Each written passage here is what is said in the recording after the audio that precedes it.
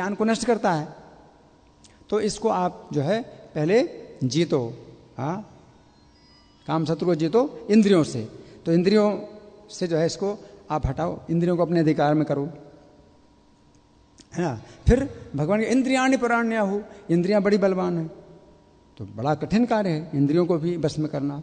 इंद्रिय भी परम मन, इंद्रियों से ज़्यादा बलवान मन है, तो मन और ज़्यादा बलवान है। लेकिन इंद्रियों के आगे फिर आपको दूसरा कार्य करना क्या है, मन को बस में करना है। तो मन से आप इसको निकालें काम शत्रु को और मन को जीतो। तो किसी अगर आप स्थान को जीतते हैं तो शत्रु को आप निकालते हैं, तभी तो जीतना है। तो मन से जो है आपने काम शत्रु को निकाला, मन को जीत लिया।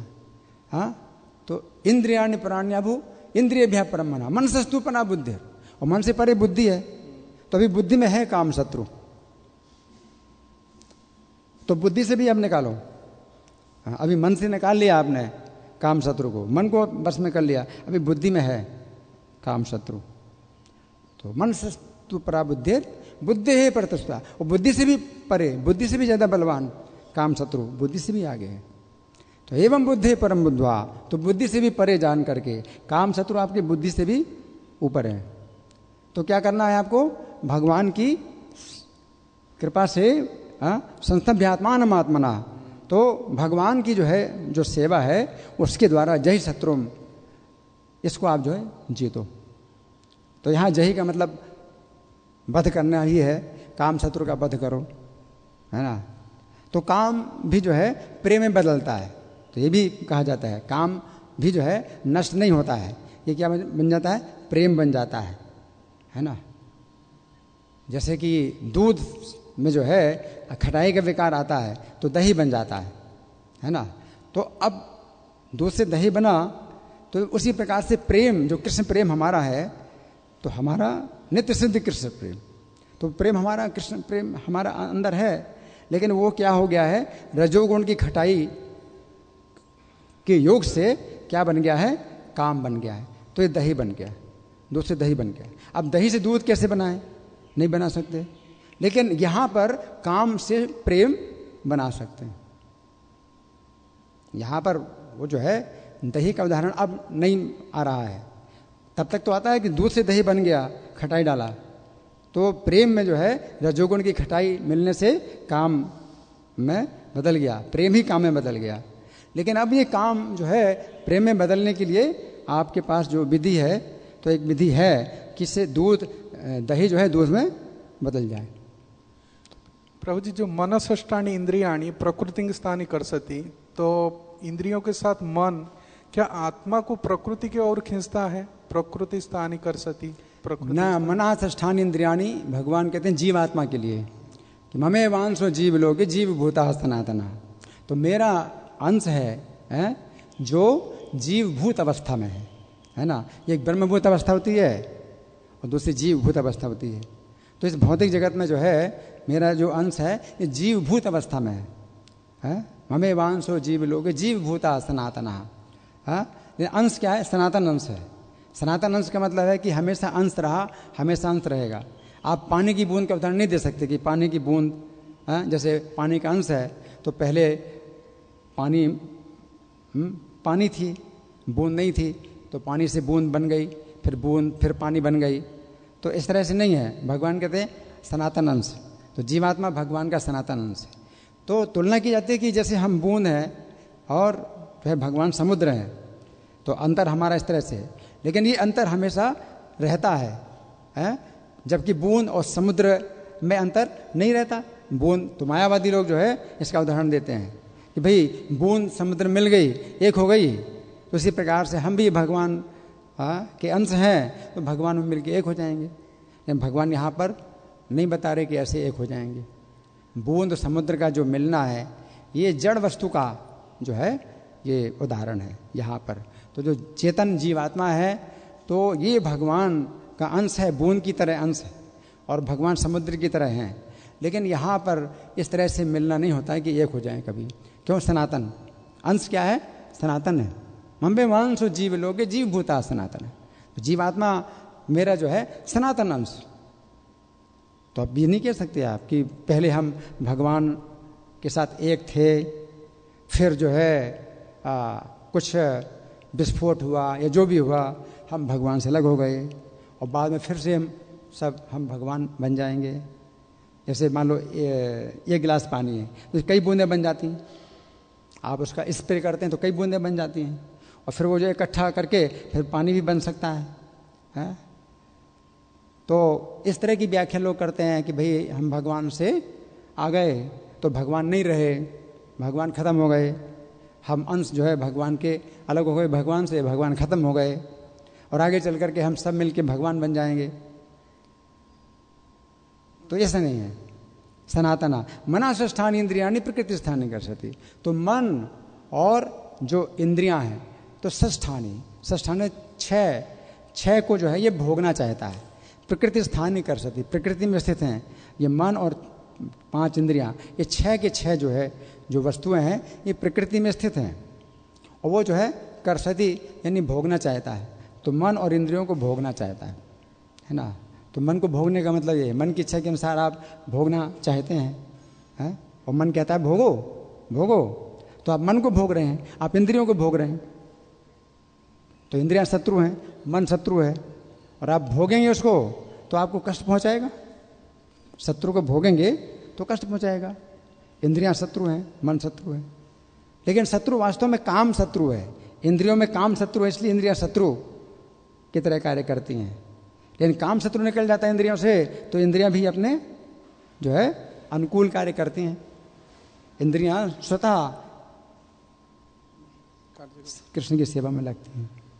ऐसे लगता है कि इंद्रियां मन के साथ कुछ कहना? साथ देने के कारण है, इंद्रियां मन को साथ देने के कारण वो प्रमाथी मतलब पागल बनते हैं। प्रमाथी बड़भद्र ढम, जो मन का जो स्वाभाविक स्थिति, इंद्रियां मन के साथ देते हैं ना भोगने के लिए, तो इसलिए पागल इसमें ये समझना चाहिए कि इंद्रियों के ऊपर मन है, इंद्रियों के ऊपर मन है, लेकिन अभी जो है मन के आदेश के अनुसार ये इंद्रियां कार्य कर रही हैं।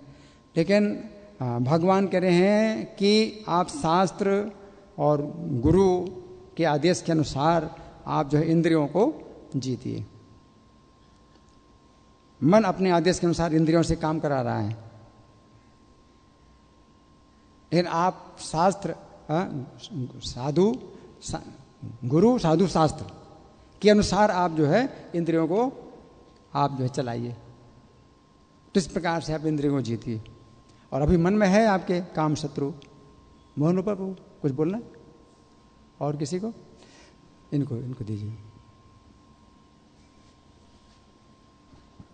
थैंक यू प्रभु जी। एक प्रश्न था प्रभु जी, दैट अभी गुरु शरण की शास्त्र लेना है हमको, मतलब यहाँ में भी मतलब बाहर के रूप से मतलब कोई फिलॉसफी विज्ञान आ जाते हैं, ज्ञान आ जाते हैं, तो वो गुरु शस्त्र को भी हम आसक्ति हम करने के लिए कोई सोच रहे, मतलब गुरु की शरण में और भगवान की शरण में। तो यहाँ पे आप बता सकते क्या करें, क्या करें? नहीं सुनाई दिया? नहीं, मेरा क्वेश्चन प्रभु जी, हाँ।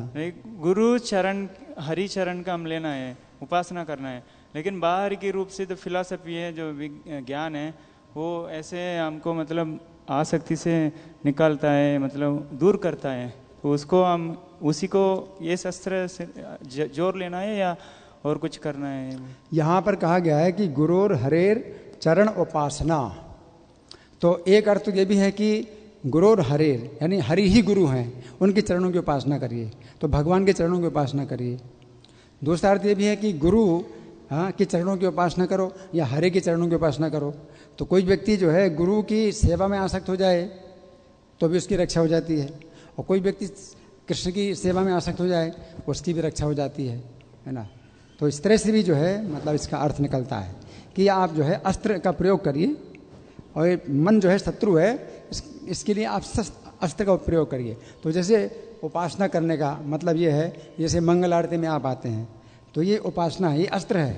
तो मंगल आरती का अस्त्र है, भागवतम क्लास आप सुनते हैं, ये भी आपका अस्त्र है, हथियार है मन को बस में करने का, तो ये हथियार है। और प्रभुपाद कहते थे कि मेरे प्रति तुम्हारा जो प्रेम है उसकी परीक्षा तब होगी जब आप एक दूसरे के साथ सहयोग करेंगे। तो आप प्रभुपाद की उपासना अगर करते हैं तो आप हम लोग मिलकर के अगर कृष्ण की सेवा करते हैं और एक दूसरे का सहयोग करते हैं श्रवण कीर्तन के कार्यक्रम में, तो ये प्रभुपाद की उपासना है।